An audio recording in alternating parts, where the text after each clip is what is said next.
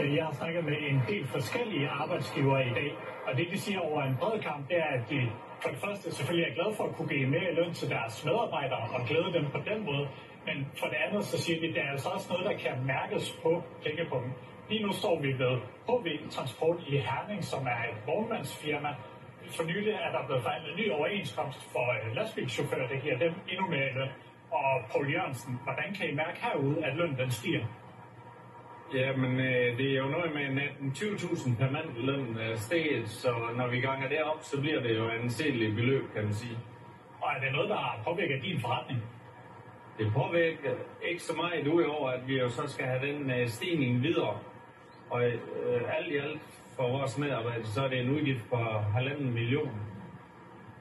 Så er det en god eller en dårlig ting, at lønnen bliver ved med at stige på den her måde? Ja, vi er ikke så glade ved øget omkostning, men lige nok i lønnen er vi faktisk godt tilpas med.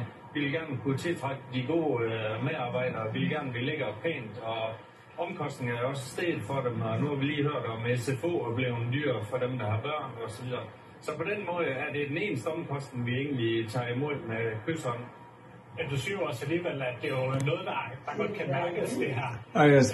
Men hvis du siger, at du alligevel er glad for at betale det, hvad skal vi så gøre for at det med også at holde forretningen kørende på en bæredygtig måde? Jamen, vi skal bare være rigtig dygtige til hele tiden at optimere, og så forregningen videre. Vores chauffører, de er for eksempel rigtig gode til at spare på brændstof, CO2, men også på kroner og øre.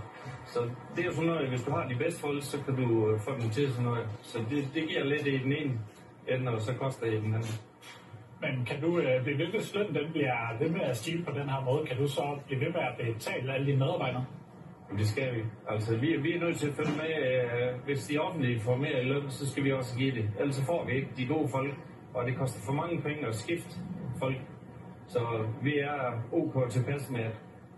Og nu siger du også, at det er jo lastbilchaufføren, der er blevet forhandlet en ny overenskomst for, men I har jo faktisk valgt at give alle jeres medarbejdere en